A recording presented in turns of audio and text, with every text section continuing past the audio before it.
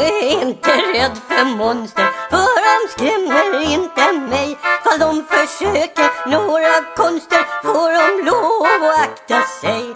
Jag är inte rädd för kottar, för de säger aldrig något. Fast jag är blyg för äppelskrottar och får hicka utav knott. Jag är faktiskt rädd för russin, är det konstigt att förstå. Jag har träffat flera dussin och de var så dumma så. De är små och de är fula och de gnäller nästan jämt som en skrynklig liten kula. Det är klart att man blir skrämd.